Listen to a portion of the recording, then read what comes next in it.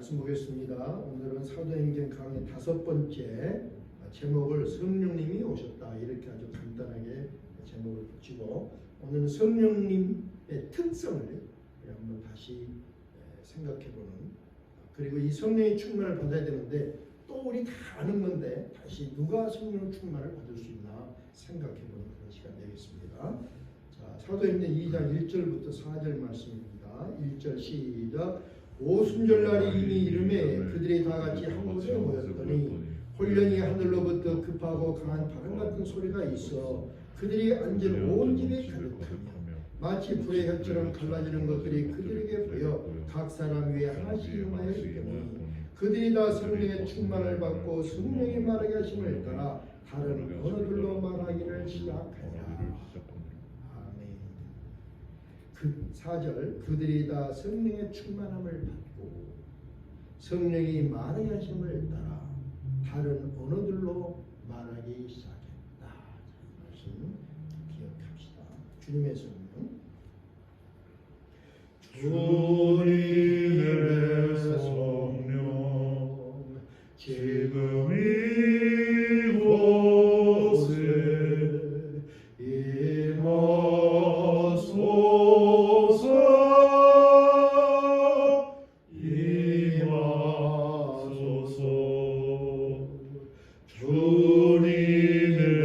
성령 지금 내 맘에 임하소서.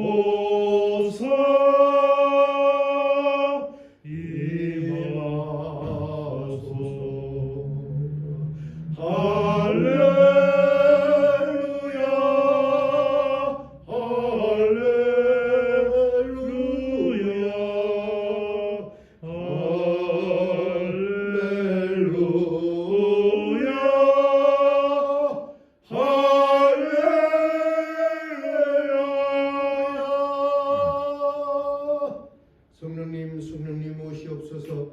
우리의 심령 깊은 곳에 자리 잡아 주시고 우리의 마음과 생각, 성령의 능력 장중에 붙들어 주시고 사탄 마귀의 모든 속삭임 다 막아 주시옵고 모든 잡념도 차단하여 주셔서 말씀과 하나가 될 수 있게끔 역사해 주시기를 원합니다.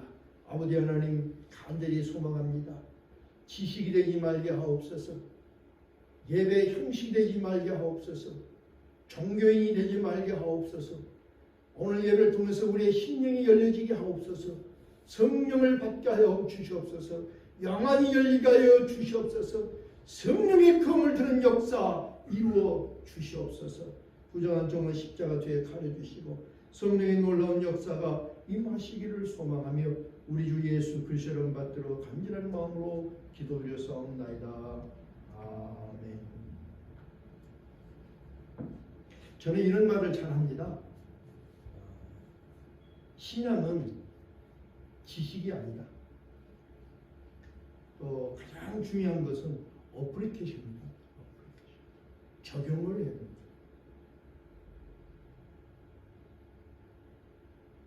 로고스라는 말씀, 로고스라는 것은 하나님의 말씀인데 하나님의 말씀은 굉장히 많아요.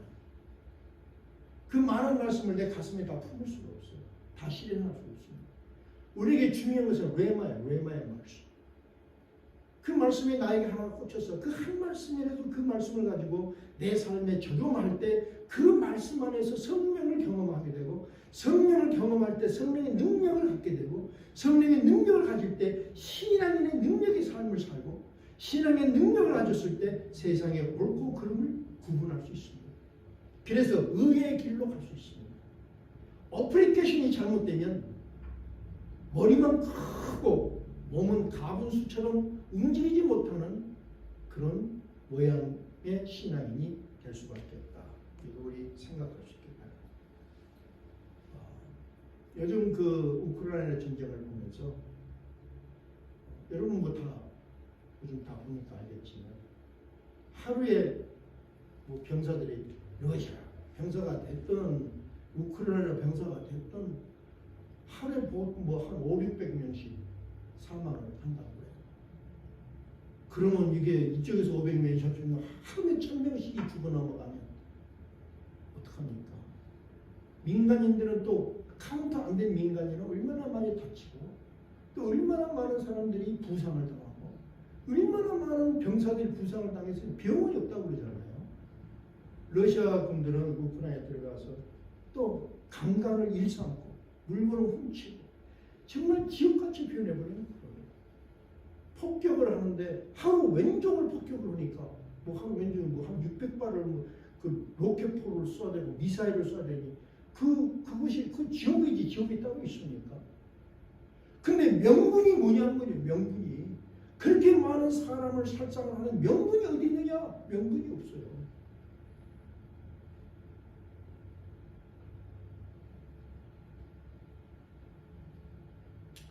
참 그 나라가 됐든 인간이 됐든 참 고약하다. 이런 거 뭐에서 또 한번 느꼈냐면요. 우크라이나가 전쟁 물자가 없으니까 서방에서 전쟁 물자를 대주잖아요. 근데 좋은 물자를 대주는 것이 아니라 자기들 창고에서 쓰지 않는 거 다 준답니다. 창고에서 쓰지 않는 거 전부 그 어떤 곳은 뭐 작동도 안 되는 건 아닙니다. 사실 독일에서 주는 거 어디서 주는 거. 겉으로는 몇 개는 뭐 좋은 거 이런 말을 하는데 실은 밑바닥에서는 아주 쓸모없는 거. 자기들 폐기 처분할 거. 그리고 폐기 처분하고 부정한 것을 자기 돈 주고 더 좋은 거 사고. 그 사람들의 폐악한 모습. 각 국가 간의 정의를 부르짖지만 악한 그런 모습. 너무나 많이 요즘 보입니다. 요즘 세상에 있는 한국에 있는 방산업체 신나서 춤추잖아요. 무기 잘 팔리니까. 그래서 우리 무기 가서 그냥 멋지게 다른 저 적군을 때려 부시고 많은 사람을 살상이나 그거 아닙니까? 그 세상의 모습. 적어도 우리가 이런 모습을 보면서 신약 성경에서 말씀하시는 복음이 무엇인가? 왜 복음을 외쳐야 되는가? 여기에 대한 우리의 그 의문이 우리에게 복음의 열정이 복음의 그 의무가 불처럼 솟아나야 되리라고 생각합니다. 걸프 전쟁이 있을 때 우리 교회에서 목회자들, 저 흑인들하고 다 목회자들 모임이 있었을 때 남쪽에 그 흑인들이 많은 그런 그 교회에는 그 군인들이 많습니다. 그래서 걸프 전쟁 군인들이 엄청 다 걸프 전쟁을 가니까 부인들이 그냥 깜짝 놀라가지고 막 새벽기도 한국교회를 따라서 새벽기도를 하고 우리 남편 다치지 않고 살아오라고 막 기도를 하고 그를 위해서 모임을 그렇게 기도가 끝나고 나니까 그 의장이 그런 말을 해요. 우리 미국이 지금 미사일을 한번 쏘는데 얼마만큼 쏘고 어떻게 하고 그래서 전쟁비가 뭐 수백억 달러쯤 이렇게 썼어. 돈이 이렇게 많아. 앞으로도 수백억 달러 더 쓸 수 있어. 자랑하는 지금 기도가 끝났는데 그래서 미국이 승리할 거야. 그래서 그때 그런 말을 했어. 우리 여기 교회인데 우리라도 미사일 한 방이 수백만 불인데 수백만 불 미사일을 쏟아 부어서 수많은 사람을 살상을 하면 중동에 있는 저 사람들은 미국에 대한 반감만 자꾸 커지고 참 평화라는 것은 있을 수가 없다. 수백억이라는 그 우리가 상상할 수 없는 그 많은 돈을 살상하는 무기로 쓰지 않고 교회를 세워서 복음을 전하고 배고픈 사람들에게 빵을 나눠주고 사랑을 전달하는데 수백을 썼다면 이라크 사람들의 마음이 어땠을까? 평화가 올까 안 올까? 그런 말을 했어요. 현실하고는 안 맞겠지만 교회는 이것을 부르짖어야 되지 않느냐? 그런 이야기를 했습니다. 그런데 교회도 모이는 사람들도 어떤 좋은 무기, 작전적으로 러시아가 망하는 거, 그러기 위해서는 전쟁을 길게 해야 되는 거, 그러니까 전쟁 물자도 한꺼번에 그냥 도와주는 것이 아니라 찔찔찔찔 그냥 길게 전쟁을 끌 수 있다. 그런 악한 모습을 우리가 보면서 왜 교회가 무엇을 부르짖어야 되는가? 부르짖으려 하면 어떻게 해야 되는가? 왜 성령 충만을 받아야 되는가? 누가 성령 충만을 받을 수 있는가? 이것을 단순하지만 우리가 이 시대에 돌아가는 모습을 보면서 우리가 더욱더 부르짖어야 될 줄 믿습니다. 우리가 지금 사도행전을 강의를 하면서 공부를 합니다. 한 핵심을 찾아보면 지난주까지는 4번까지 사도행전 1장을 우리가 강의를 했습니다. 근데 언제나 핵심 하나를 발견하는 것은 굉장히 중요해요. 사도행전 1장의 핵심은 뭐냐? 핵심. 사도행전 1장에서 말하는 핵심이 뭐냐면 예수님이 승천하신 후 예수님께서 말씀하신 대로 예수님이 말씀하신 대로 그 말씀을 실천하고자 제자들이 모였다. 이것이 핵심입니다. 이것이 에클레시아예요.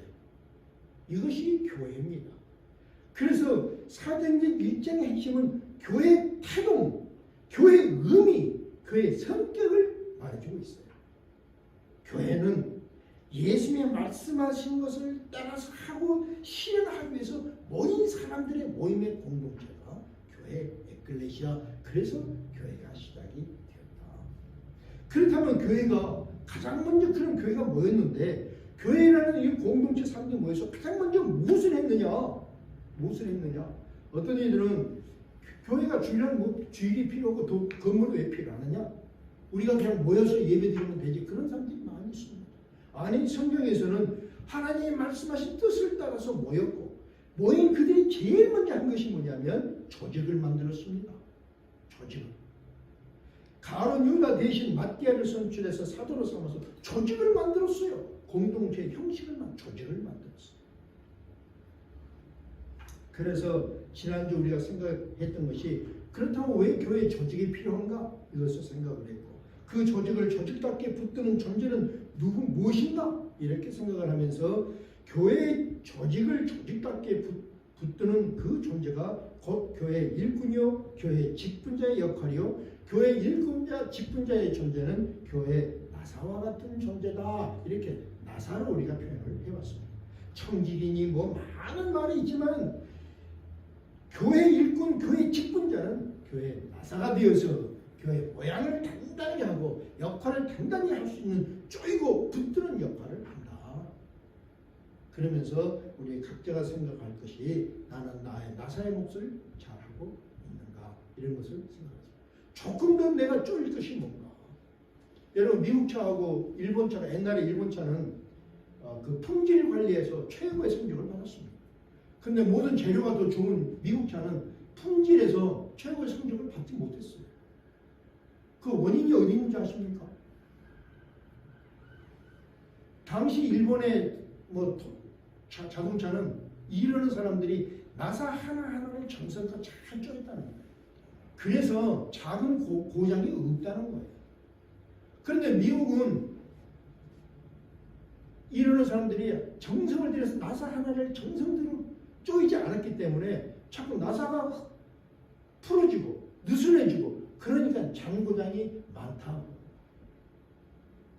그래서 교회 일꾼은 나사와 같은 존재다. 이런 것을 우리가 생각을 했습니다. 오늘 사도행전 2장의 핵심은 뭔가?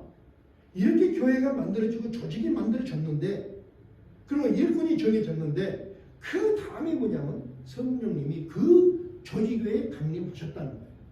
그래서 오늘 저녁 제목이 성령님이 강림하셨다. 그래서 성령님에 대해서 상고를 하고자 합니다. 성령에 대해서 수많은 설교를 했지만 오늘은 이 본문을 통해서만 성령님에 대해 성령님의 역할, 성격에 대해서 우리가 생각하고 누가 성령을 받을 수 있는가? 우리 현철 형제님 누가 성령을 받을 수 있을까요? 아주 심플하게 누가? 사모하는 자가 이거 하나만 생각합니다. 성령을 반드시 받아야만 된다. 누가 받는가? 성령을 사모하는 자. 그러면 오늘 답이 다 한 거예요. 오늘 이거를 강조를 하고 싶은 거예요. 자, 어떤 일, 어떤 조직의 성격이나 목적이나 방향을 판단할 때 그 출발을 살펴보면 그 일이나 조직의 성격, 목적, 방법을 알 수가 있습니다. 출발을 볼 때 출발의 그 의미, 성격 알면 이 조직체가 어떻게 가야 할지, 무엇을 해야 될지를 알게 되고 거기에 맞출 수 있습니다. 성경의 출발 한번 봅시다. 성경은 지금 우리에게 무엇을 말하려고 하는가? 성경의 출발, 창세기 1장에 뭐냐면 하나님께서 이 세상을 창조하셨다. 이렇게 말씀하십니다. 하나님이 이 세상을 창조하셨다. 창조예요. 창조. 진화가 아니고 창조예요. 창조하셨다. 그리고 복에 좋았다. 하나님이 만드신 세상을 사랑하셨어요. 복에 좋았어요. 하나님이 아주 기뻐하셨어요. 기쁜 세상을 만들고 이 세상을 하나님의 기쁨이 되게끔 하는 것이었어요. 그게 원칙이에요. 여기서 모든 게 출발을 했어요. 그리고 또 하나는 뭐냐면 사람을 만드시고 사람이 하나님이 만드신 세상을 다스리게 하셨습니다. 우리 다 아는 거예요. 다스리게 하셨다. 다시 말하면 사람에게 이런 의무를 주셨는데 이 의무 뭡니까? 하나님 일에 동참하는 자예요. 우리 인간은 단순하게 하나님이 만드신 것이 아니라 하나님 일을 맡기고 하나님 일에 동참하는 그런 의무를 인간에게 주셔서 출발을 했습니다. 그리고는 이 하나님의 사람들에게 번성과 충만이라는 축복을 주셨고 그리고는 행복한 세상으로 이 세상을 보존하라는 의무와 목표를 함께 줬습니다. 행복한 세상으로 이 세상을 보존하는 거예요. 보존. 이렇게 출발을 했는데 3장에 보니까 이 출발이 바뀌어버렸어요. 3장에는 사람의 불순종과 불순종에 대한 하나님의 심판이 선언된 것이 성경의 출발점이 되었습니다. 그럼 이해가 되죠? 하나님의 뜻, 하나님이 이 세상을 진행하고자 하는 뜻, 거기다가 왜 지금 심판이 왔는가 하는 그런 심판, 또 이 심판의 구원이 오늘 성경의 출발이었다. 그래서 출애굽기의 출발을 보면 하나님의 사람들이 구분되어집니다. 출애굽기는 이스라엘이나 하나님의 사람들이 구분되어진 곳으로 시작이 됩니다. 그리고 그 구분되어진 하나님의 사람들이 구분된 사람들이 어떻게 사느냐? 이 출발이 뭐냐면 세상에 애굽에서 벗어나와서 하나님이 지정하고 약속하신 곳을 향해서 출발하는 순례자의 여정으로 출애굽기가 시작이 되었다. 이걸 잘 기억할 수 있기를 바랍니다. 순례자의 여정으로 출발했어요. 신약에 들어가서 예수님의 공생의 시작을 보니까 이제 구속사를 이루시는데 하늘이 열렸습니다. 그리고 하나님의 음성이 하늘에서 들립니다. 그리고 성령이 임하였습니다. 하늘이 열렸다. 하나님의 음성이 들렸다. 하나님의 말씀입니다. 그 다음에 성령이 임하셨습니다. 그리고 이 성령이 예수님과 동행하셔서 대속의 역사를 함께 출발함으로써 예수님의 공생애가 시작이 되었다. 자, 우리에게 알려주십니다. 하나님 하늘이 열렸습니다. 하나님 음성 말씀이 들렸습니다. 성령이 임하셨습니다. 성령이 동행하시면서 대속의 역사를 완성시킵니다. 자, 이 출발을 보면 모든 전체의 구속사를 우리가 이해해 볼 수 있습니다. 자, 그러면 교회의 시작을 봅시다. 교회의 시작을 봤더니 성령님이 교회의 불처럼 바람처럼 성령님이 임하셨다. 성령이 임하셔서 어떤 현상이 일어났는가? 십자가 대속을 전하는 데서부터 교회의 사역이 시작이 되었다. 이 교회의 성격이 이해되시죠? 교회는 성령이 오셨다. 성령이 주관하신다. 이란의 목적이 뭐냐? 십자가의 대속을 전하는 거예요. 이것이 교회예요. 구약의 출발은 인간의 불순종에서 시작되고 신약의 출발은 불순종의 죄를 대속하는 데서 시작됩니다. 교회의 출발은 성령님께서 교회를 통해 이 대속을 세상 끝까지 전파하는 것에서 시작이 되었다. 자, 오늘은 교회에 임하셔서 이 교회를 출발하게 하신 성령님의 특징을 그러면 우리 살펴보도록 하겠습니다. 말씀만 중심으로 한번 살펴보도록 하겠습니다. 먼저 1절 보니까 오순절날의 이름에 그들이 다 같이 한 곳에 모였다. 이렇게 말씀하고 있습니다. 오순절은 우리가 아는 것처럼 유월절 이후 안식일 이튿날부터 시작해서 안식일이 7번째 주일이 7번 77은 49죠. 7번 지난 다음날 50일 되는 날을 오순절 펜타코스트라고 하는 것입니다. 이 오순절에는 한 해 농사를 다 완성하고 얻은 첫 열매를 하나님께 드리면서 하나님께 감사와 경배를 드리는 그런 것이 오순절입니다. 이 50의 숫자는 무슨 의미가 있냐면 완성되다는 의미를 가지고 있습니다. 완성된 50일 완성이다. 완성. 자, 그런데 본문을 보니까 오순절 날이 이미 이름에 오순절 날 완성할 날이 이미 이름에 이렇게 말씀 우리가 이해해 볼 수 있습니다. 오순절 완성의 날이 이미 이름에 다시 말하면 구속사로 우리가 표현해 보면 하나님의 계획을 구속의 계획을 완성하기 시작하셨다 이렇게 우리가 이해해 볼 수 있습니다.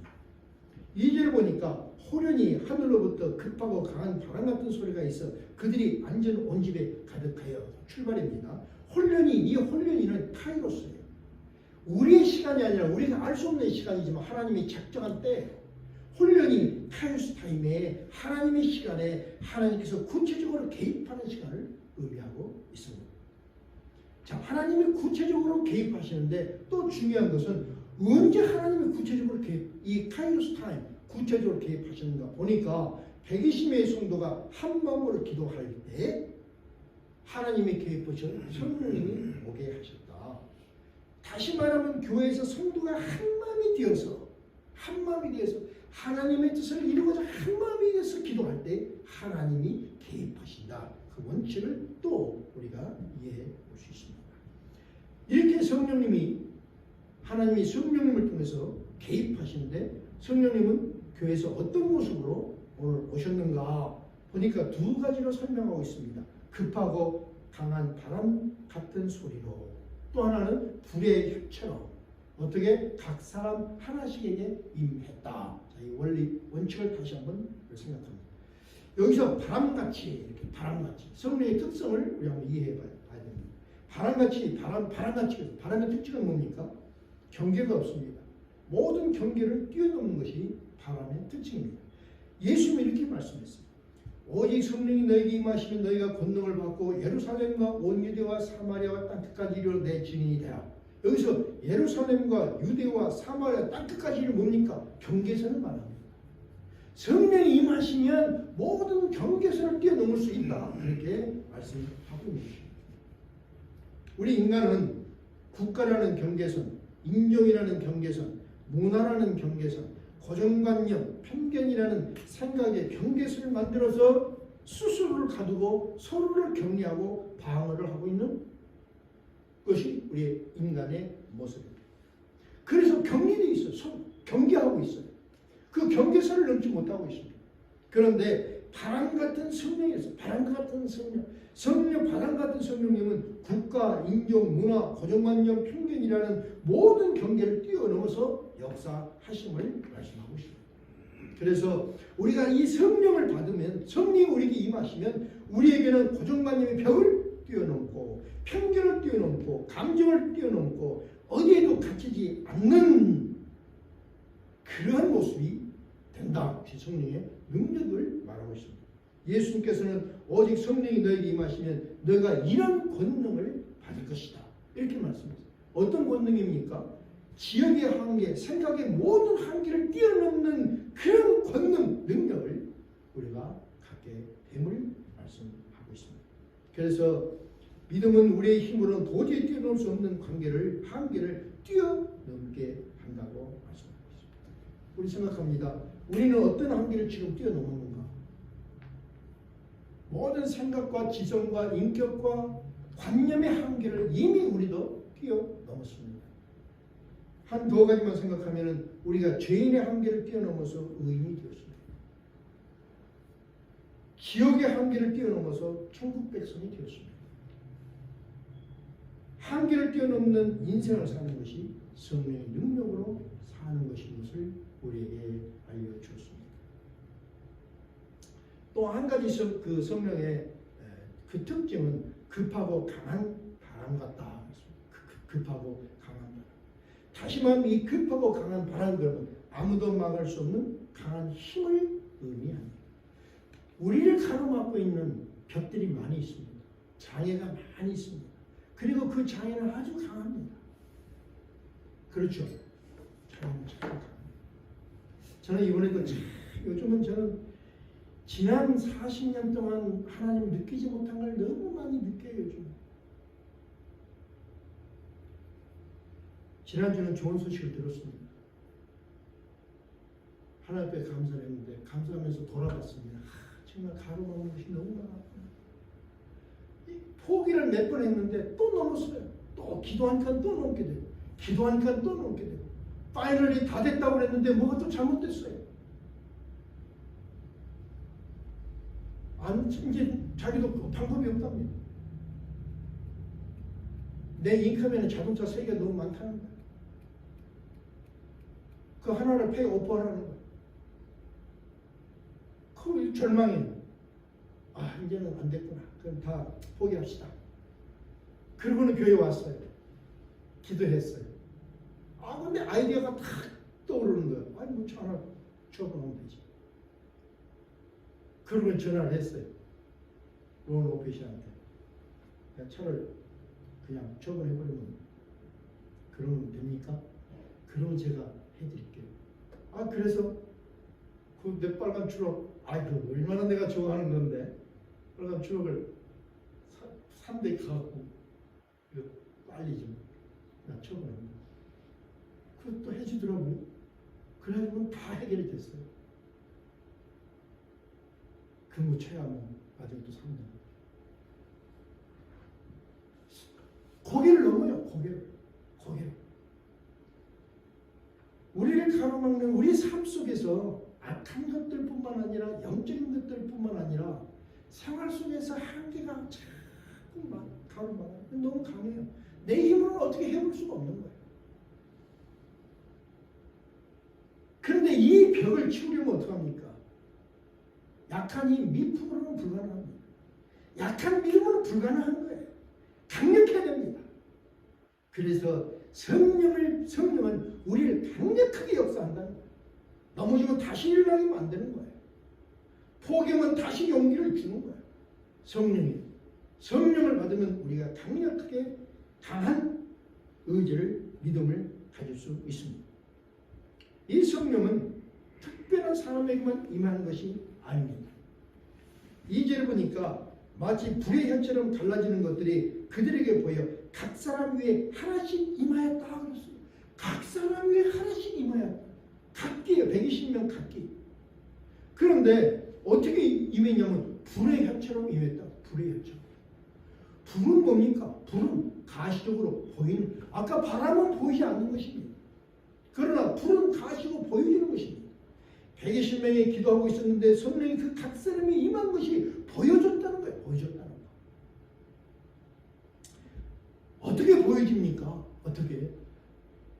불의 특징을 보면 불은 뜨겁습니다. 뜨겁다. 두 번째는 불은 강력합니다. 그리고 불은 엉겨붙습니다. 산불을 우리 생각을 해볼 수 있어요. 소방수가 물을 아무리 끼얹어도 산불을 계속 번져갑니다. 바람을 만나면 막을 길이 없습니다. 성령도 마찬가지입니다. 성령이 불이 붙으면 아무도 말 수 없는 강력한 힘, 열정을 가지고 있고 그 열정, 열기가 주변 사람들에게 전달되는 것입니다. 그러면 어떻게 전달되는가? 또 한번 봅시다. 봤더니 성령이 각 사람 위에 하나씩 임하여 있더니 그들이 다 성령의 충만을 받고 성령이 말하게 하심을 따라 다른 언어들로 말하기 시작하였다. 여기서 다른 언어는 본문에는 외국 언어입니다. 그러나 저는 전체를 보면서 이 본문을 외국 언어로 보지 않고 다른 말로 보기를 원합니다. 하나님이 주신 언어로 보기를 원합니다. 여러분 예수를 믿으면 우리 언어가 바뀝니다. 동의하시면. 아멘? 우리 언어가 바뀌어요. 우리 입에서는 더 이상 쌍욕이 일어날 수가 없어요. 우리에게는 세상 사람들이 하지 못하는 더욱더 깊은 사랑, 성도, 하나님, 예수님, 십자가, 중보, 용서, 또 회개, 우리가 갖는 특수한 용어가 많이 있습니다. 그 용어는 다 하나님이 주신 거예요. 성령은 보이지 않지만 현상으로 나타난다고 했습니다. 그 첫 현상이 나타나는 불처럼 나타나고 열기를 주고 전염시키는 그 현상이 나타나는데 지금 언어라고 말했습니다. 그러니까 현상이 예수 성령을 충만을 받으면 첫 현상이 나타나는 것이 언어가 바뀌어지는데 언어가 바뀌어지고 언어가 달라지는 것입니다. 다시 보십시다. 예수님이 말씀합니다. 오직 성령이 너에게 임하시면 너희가 권능을 받고 예루살렘과 온 유대와 사마리아 땅 끝까지 이르러 내 증인이 되리라. 어떤 언어입니까? 어떤 언어? 예수를 증언하는 언어로 바뀌는 거예요. 그러니까 복음을 증거하지 못한 사람은 성령 받지 못한 사람이에요. 예수를 증거할 수가 없어요. 부끄러워서 말을 못하는 거예요. 그러나 성령을 받으면 예수를 증언하는 언어예요. 하루 종일.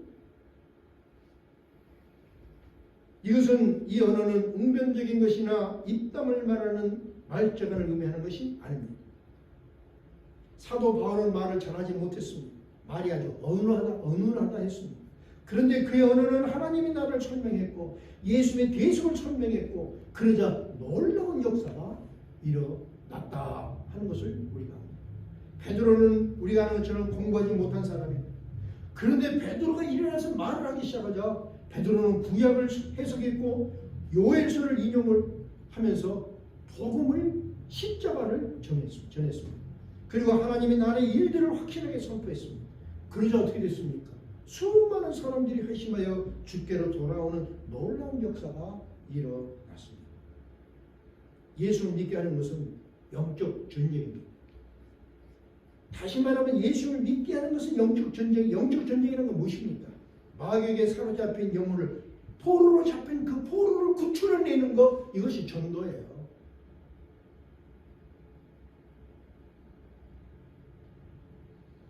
마귀에게 사로잡힌 영혼을 주께로 돌아오게 하려면 어떻게 됩니까? 마귀를 제압해야 돼요. 마귀를 제압하는 힘이 어디에 있습니까? 우리 언어에 있어요. 우리 언어. 말에 있습니다. 입으로 말로 증언함을 통해서 마귀를 제압합니다. 어떤 말입니까? 창세기 1장 3절에 하나님이 가라사대 빛이 있으라 하심에 빛이 있었다. 창조하신 하나님의 언어예요. 요한 1서에는 만물이 그로 말미암아 지은 바 되었으니 지은 것이 하나도 그가 없이는 된 것이 없느니라. 말씀으로 창조했죠. 하나님의 말씀이에요. 그 말씀이 생명을 만들었다고 말해요. 자, 우리 잘 들어보시기 바랍니다. 하나님을 말씀이라고 그래요. 로고스라고 말씀해요. 말씀으로 세상을 창조했다는 것은 뭡니까? 생명을 말씀으로 창조했어요. 죽어버린 생명을 다시 살리게 하는 힘은 어디 있느냐? 하나님의 말씀에 있어요. 그 말씀이 우리 혀에 달려있고 우리 마음속에 심어줬다. 이렇게 말씀하는 거예요. 그래서 베드로 전서 1장 23절에 베드로는 이렇게 말해요. 너희가 거듭난 것이 다시 말하면 다시 태어난 것이 썩어질 씨로 된 것이 아니요 세상적인 어떤 것으로 된 것이 아니요 썩지 아니할 씨로 영원한 것으로 다시 말하면 하나님의 살아있고 항상 있는 말씀으로 되었다. 우리가 다시 태어난 것이 무엇으로? 우리가 거듭난 것이 무엇으로? 현실 형제니 무엇으로? 무엇으로? 하나님의 살아있고 항상 있는 말씀으로 되었다. 말씀이 생명을 살리는 거예요. 다시 새롭게 될 생명은 말씀이 생명의 재창조를 한다. 이것이 성경에서 우리에게 주신 말씀이에요. 히브리서에는 더욱더 이렇게 자세히 설명합니다. 하나님의 그 말씀은 살았고 살아있고 운동력이 있어 좌우의 날선 어떤 검보다 예리하여 혼과 영과 및 관절과 골수를 찔러 쪼기까지 하며 또 마음의 생각과 뜻을 감찰한다 그랬어요. 우리의 영과 혼을 쪼갠다고 그랬어요. 우리의 영과 혼은 뭡니까? 우리 자신입니다. 그런데 죄로 인해서 우리의 영은 기능을 잃어버렸어요. 영적인 기능을 잃어버렸어요. 그리고 옛뱀의 속성은 이 우리 혼 안에 주인이 되어버렸습니다. 그리고 주인된 이 혼이 다시 말해 옛뱀의 속성으로 가득 찬 이 혼이 우리의 육체를 사용합니다. 그러니까 어떻게 해요? 고약한 일만 계속하는 거죠. 살리는 일을 하는 것이 아니라 죽이는 일을 하는 거예요. 여러분 옛날에 여러분 그 욕하는 거 보세요. 죽일 거야, 죽여버릴 거야, 죽을 거야. 부모도 그러잖아요. 죽일 놈의 자식, 죽일 놈의 자식. 악한 것이 저 혼 속에 가득하기 때문에 그런 거예요. 죽이는 거예요. 그런데 하나님의 말씀은 살았고 다시 운동력이 있어서 어떻게 운동력이 있느냐? 자외의 날선 금같이 운동력이 있으므로 그러므로 이 말씀으로 영적인 것과 혼적인 것을 쪼개야 된다. 쪼개면 다시 살아난다. 이렇게 지금 말씀하고 있는 것입니다. 바울 사도는 우리에게 뭐를 부탁했냐면 전신갑주를 입으라 그랬습니다. 세상에 험하다. 전신갑주를 입으라 그랬습니다. 전신갑주 중에서 공격용 무기는 성령의 검인 하나님의 말씀입니다. 성령의 검을 들어서 악한 영을 공격하라고 그랬어요. 성령의 검은 뭡니까? 하나님의 말씀이에요. 그 하나님의 말씀이 무엇을 통해서? 내 입술을 통해서 전달되는 것입니다. 예수께서 40일 금식기도를 마쳤을 때 마귀가 시험을 합니다. 마귀가 시험하자 예수 하신 말씀은 뭐였습니까? 사람이 떡으로만 살 것이 아니요 하나님의 입으로부터 나오는 모든 말씀으로 사는 것이다. 다시 말하면 내 생명을 지키는 것은 하나님의 말씀이에요. 말씀. 그 말씀이 생명을 지키고 생명을 보존한다는 거예요. 너희 조상들은 만나를 먹었으나 하나님이신 하늘에서 내는 만나를 먹었으나 그것은 육체를 위한 것이다. 다 죽었잖냐.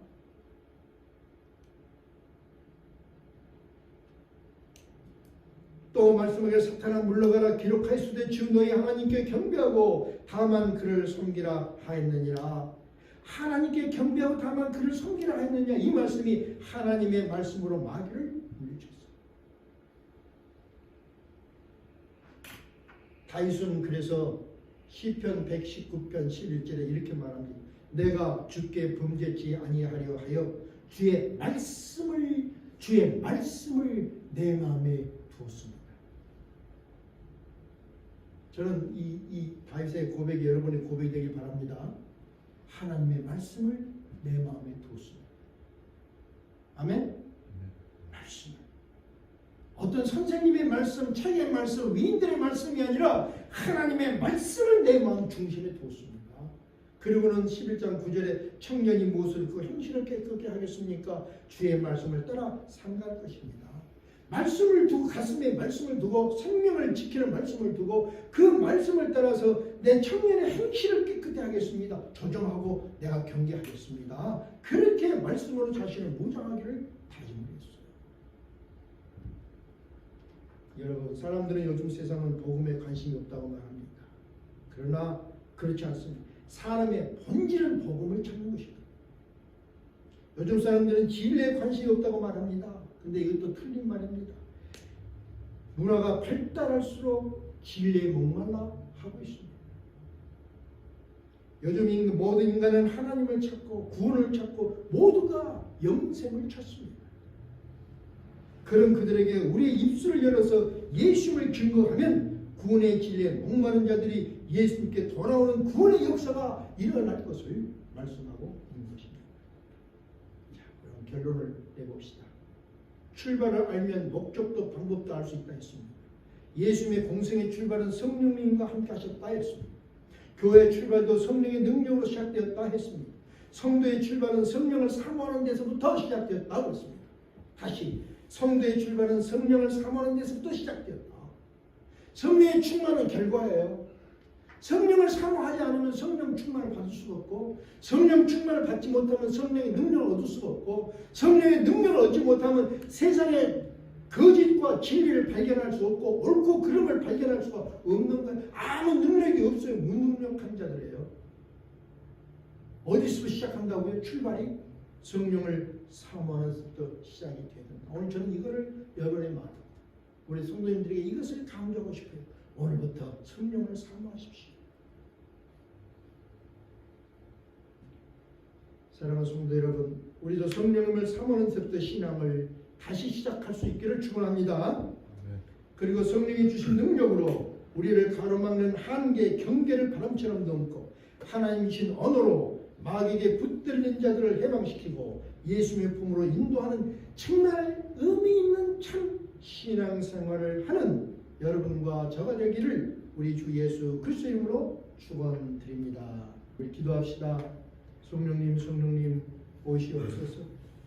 우리가 성령을 사모하기를 소망합니다. 아버지 하나님, 우리의 살아가는 인생의 현실이 아버지 그 심령의 문을 열어주시옵소서.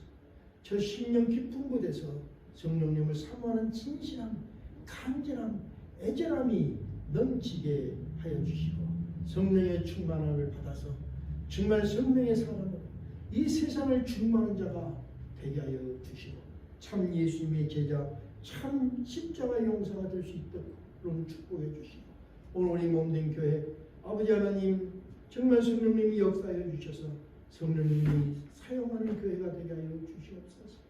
아버지 우리 신목사님 더욱더 성령으로 뜨겁게 하시고 더욱더 성령을 불을 붙여주셔서 연약한 육신 감당하고도 남을 수 있는 힘과 열정을 부어주셔서 그에게 주신 특별한 사명 아버지 감당하고도 남을 수 있도록 축복 역사해 주시옵소서. 성도의 출발이 성령을 사모하는 데서부터 시작되었음을 생각하고 성령이 주신 능력으로 불같은 열정으로 가로막은 모든 경계를 바람처럼 넘어가면서 마귀에 붙들린 자들을 해방시키고 예수의 품으로 인도하는 참 신앙의 삶을 다짐하며 다시 세상을 향해 나아가는 예수 십자가 교회 성도님들 그리고 동영상으로 함께 예배드리는 모든 분들 위해 성부 성자 성령 하나님의 그 언약의 축복이 한 주간의 시간마다 사건마다에서 충만히 임하시기를 대속하신 우리 구주 예수 그리스도 이름으로 간절히 축원드려옵나이다. 아멘.